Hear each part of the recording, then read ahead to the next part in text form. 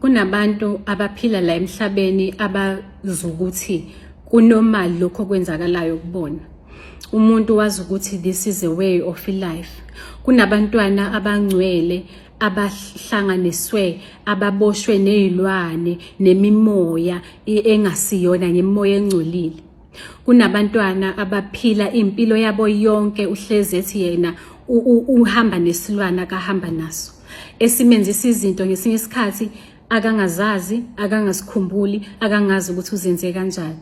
Omunye akathandi, unakho ukuquestion ukuthi ayibo kabe iyona indlela yini le, kodwa ngoba kubo noma umzali wakhe uthe lokhu isibusiso salayikhaya yinto eyehliselwa from generation to generations to come, yinto ekufanele iqhutshwe, so kunormal.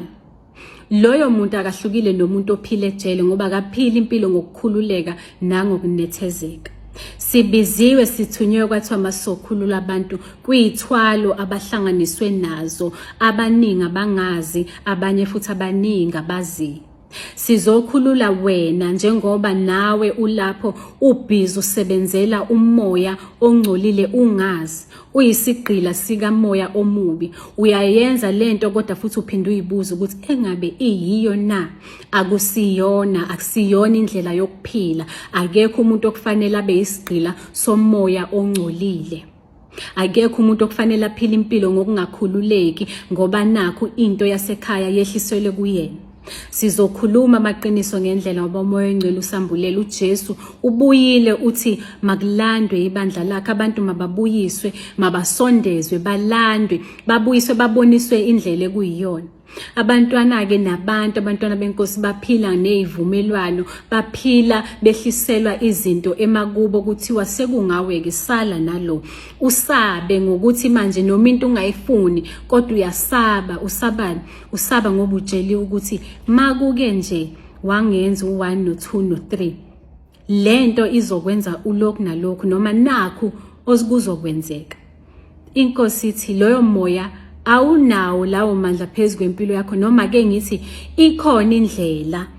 Ibuyile isipuyisile yathi mayenzeke, hamba ufike ubalekelele, ufike ubakhiphe kuzo lezi zinto abahlanganiswe nazo. So I am here ukuthi ngithi mina noma wena ophilayo ongathandi, ophilela umoya ngoba nakho kuthiwa yinto yakini noma usiko lakini olenza ukuthi ibhizinisi liqhubeke noma wenza ukuthi kube njani, uyazazi ukuthi awuyithandi, uyazazi ukuthi awuhambisani nayo, awukhululekile, uyayiquestiona, ngesinye isikhathi ufila ngazathi usejele. Ngikhona ukuthi mangizokukhulula kulowo moya.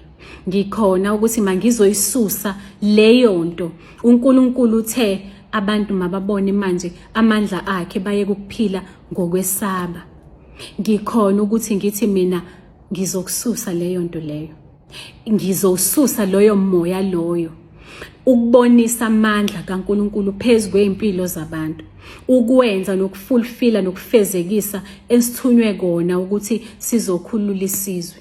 Nibaningi niphila phansi kwaleyo mimoya. Nibaningi niphakela izinto out of fear. Ngithi mina inkosi ithi sekwanele, ungasabi. Noma ngathiwa bakuthembise bathi uzoshona, mangabe ungakwenzi, ngikhona mina ngizokwenzela lokho, ngizokususa lokho ebese uzobuya uzongitshela ukuthi ufile na. Sekuyisikhathi sokuthi sinikhukhule, sikhukhungwe ngwezi, sihwaye, sisuse insila, sisuse ukungcola, sivule, sisebenzise nengqondo, sikhuleke, sihambe indlela ekuyiyona. Fear was instilled kuthina from a very young age, okuyiyona nawe osabiswe ngayo ukuthi wenze njani, uqhube lento ekuthiwa usiko, uqhube lento ekuthiwa into yasekhaya, out of fear. So I am here to make you not fear again. I am here to remove lokho kwesaba kuwe. I am here to say yekelela leyo nto kimi ekuze wena uzokwazi uphila impilo efiswa wena, ethandwa wena, ejabulisa wena. Rethink your mind and shape ingqondo uphile. Ubaba wathi masifikela emhlabeni sizophila. wadala umhlaba, wadala indalo, wadala izilwane, wadala ama-plants, wadala yonke into, bonke ubuhle obukhona lapha emhlabeni, wathi masizobubona sibuse phezu kwabo. Wena awukwazi ukubona lokho, okusho ukuthi awenzi into izele emhlabeni, awenzi into ekujabulisayo, awukwazi ukubona. Ingoba yini? Ingoba uhlele ekhaya ugade izinto okungafanele ngabe usigadile. Out of fear, out of ukungazi, out of ukuphoqa, abanye out of ukuthi bayazi vele basikhethele. Ngizothi mina ngizokukhulula kulokho oboshwe kukona, ngizokukhulula kulezo zintambo, ebese wena ugxile emkhulekweni, usondelane noBaba, udle izwe lingcwele, ukhuleke, umbonge impilo yakho yonke, ayibonakalise nakuwe, aphile kuwe, akuhole, akuphilise umhlaba, akubonise umhlaba. Ngoba kufanele siphile ngokwesaba, akufanele siphile ezindlini singaphumi singoba nakho kuthiwa this is a way of life. That is not. Sizophila, sizobona umhlaba, sizobusa phezu kwendalo yonke, ebese silalela izwi laBaba, siphile ngemiyalelo yakhe. Wena ongenzi njalo, yazi ukuthi that is not the life okufanele ngabe uyayiphila. Wena ophila ngaphansi kwencindezi yokuthi ngo-6 kufanele ubuye ususe ekhaya ngoba kukhona okufanele uyokushunqisa nokufanele uyokwenza, usejele lemimoya emdaka ekusebenzisayo. Maniphile-ke nikhululeke. Ngikhona mina anytime ukuthi ukwazi ukuthi uzokhululeka. Inkosi iyanithanda, umoya oyingcwele uyanithanda, uSomandla uyanithanda. Uthi kuzolandwa ibandla lakhe, uthi sekwanele nigqilazwa, uthi sekwanele niphile emhlabeni njengezigqila, sekwanele umhlaba usuphenduka isihogo, ebese abantu bekhululeke kuphela mangabe umphefumulo wabo usuhlukana nomzimba sebeya kuBaba. Uthi umuntu eshona efa la emhlabeni inhliziyo ayithokozile ayineme ngoba izinto akayibonile, umhlaba akawubonile.